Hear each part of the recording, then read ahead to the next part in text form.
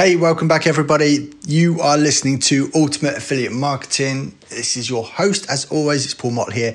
And no, we don't have a fancy intro or annoying music that goes with it because it can be repetitive. And do you know what?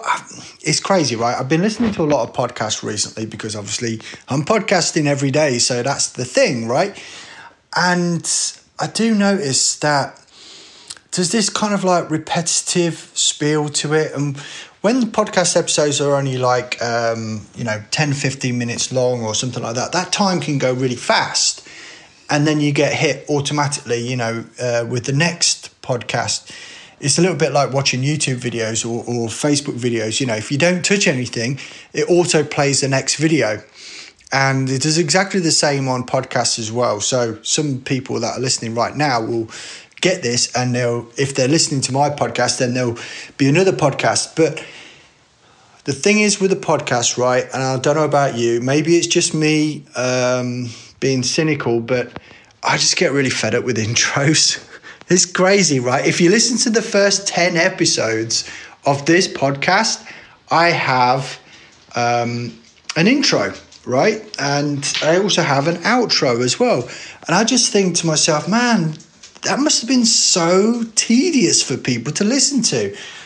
I think there's got to be a way. I don't know how it would work, but there's got to be a way to actually just have the intro on the very first podcast that someone listens to, and then every time they listen to that podcast again, it gets rid of the intro. I mean, that would be so cool, right? Because then you're not going to listen to, "Hi, this is Ultimate Affiliate Marketing with Paul Motley," and all the jazzy music behind it, or something similar to that, right? But anyway, point of today's podcast. Super exciting, right? I've booked some more guests on. We managed to get Brian Delaney to rebook. He's away with his family right now. He's fishing for carp and all sorts of great stuff. Had a few people, weirdly enough, reach out as well, asking to be on the podcast, which is great. I super appreciate the time and attention of others as well. So if ever you're listening to this and want to get on the podcast, then the best way of contacting me is through Facebook. The main reason being is I've had a few people which I just happened to notice on email and also on LinkedIn as well, strangely enough. I don't use LinkedIn that much, but yeah, I just noticed someone today. So super cool, got them booked in. But honestly, if it's by email, I'm going to miss it.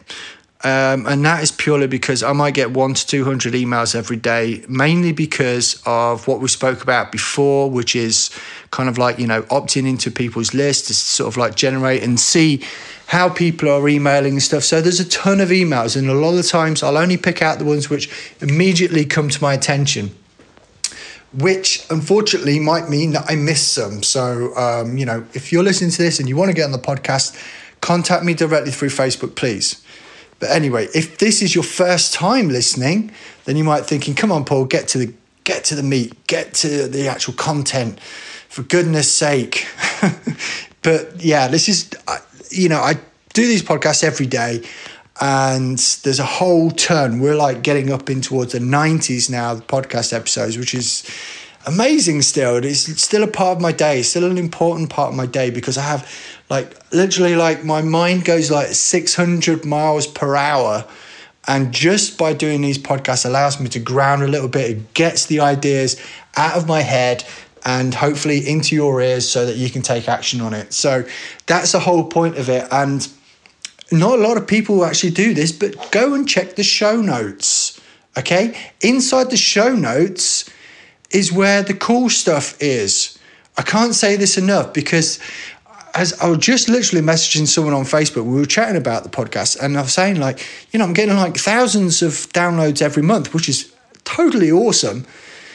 But there's some free stuff that you can get inside the show notes, right? If you go right to the bottom of the show notes, there is a link to my affiliate toolbox, which is free, by the way. And inside of that is a whole wealth of information that I've managed to create and generate and create myself as well over the years, which is going to help you with your business. So go and get yourself a free account, for goodness sake. Come on, what are you doing to me? Anyway, right, back to the point. We all know that the money's in the list. We all know the fortune is in the follow-up.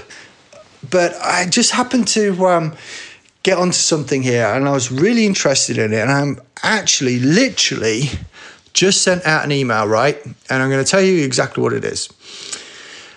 This email is what's known as a reactivation. Now, I got the information from a guy called Cody, which is actually coming out onto my podcast shortly. So I hope he doesn't mind me mentioning this, because it is in his book. And if if you listen to us in the next few days or over the next couple of weeks, you're going to actually get to hear Cody on the podcast, and no doubt we will talk about this as well.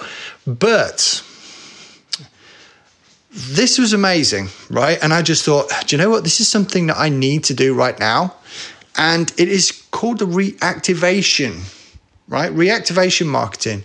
So you imagine if you've got a list of, let's say it's 100 people, which you think are just like dead, they're not interested, they haven't responded, they haven't bought, or they haven't,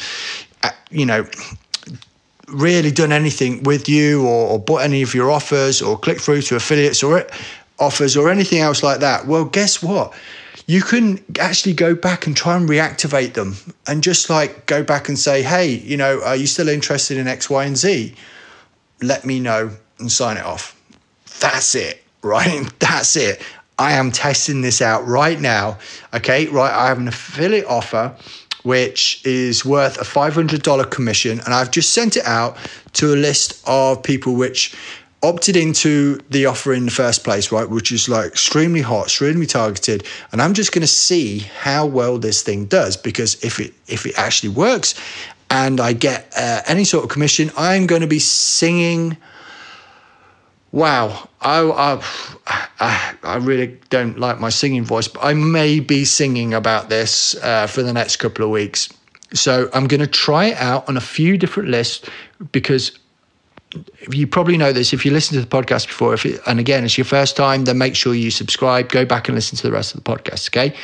But there is a way to make sure that you are being more targeted in your email marketing, which means segmenting people, okay? When I say segment, it's like if you have brought someone together or onto your list via a specific offer, then only offer them products or services which relates to the initial reason why they opted in the first place.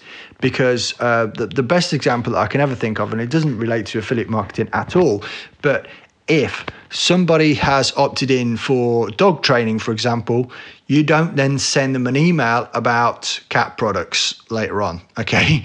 It just doesn't make sense. You've got to stay right on point with it. And that is where you're going to see the most return on investment, not only money-wise, but also on your time, okay? So this is something that I kind of softly do within my email automations. When they've gone through like the normal series of email follow-up, I generally I use ActiveCampaign, which is incredible. You should definitely use it. And if you need an affiliate link, then I'll be happy to give it to you. Of course I would. That's just me joking around.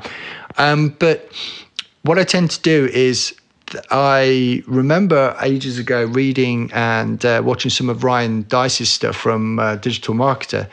And I remember reading the book that he brought out, and it was a case study. It was basically like a buddy of his or a client of his or anything like that, which brought out a course about how, helping people stop biting their nails. And when people opted in for the free information, but then didn't go ahead and buy, the automation through email would send out like the general follow-up, and then every week for about 3 months, it would just send out the same email again, over and over and over again. And that email was basically titled something like, still biting your nails, or still want help biting your nails. Okay, right? So it was just it was kind of like a little, not quite a dig in the ribs, but kind of like a, hey, look, we're still here. You still need help with that. And that was kind of like how it worked. And apparently it created so much return on investment just by having these emails sent out. And as we know, relatively speaking, it costs nothing to send an email out. I mean, I can send 10 to 15 emails out in the next hour, and it won't change anything, because the cost for my service, which is ActiveCampaign, only relates to the amount of people that's on my email list, not how many emails I send. So you could send like 150,000 emails every single day. I don't recommend that, obviously. 1 or 2 maximum, I think, is kind of like the way that most people look at it. And in some cases, people don't email their list, if it's once a month or once every 2 weeks, or maybe even, once a day or whatever it is. But the follow-up is something that you can't ignore. And trying to reactivate people, you can't ignore that either. And we've spoken about this, like I said, time and time again. If you have someone and you have your own product, right, and they go through a page where they opt in, but then don't buy, maybe your opt-in gets 40% opt-in. So 100 people go to it, 40 people say, yep, I'm interested in X, Y, and Z. They become a lead. But then you've got like, out of those 40, maybe only like 1 or 2 go ahead and buy.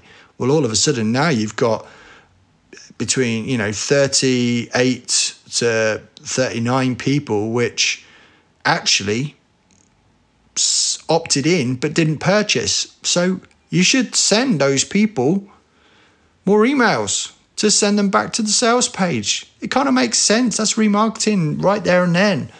So yeah, interested to see how this goes. Try it yourself.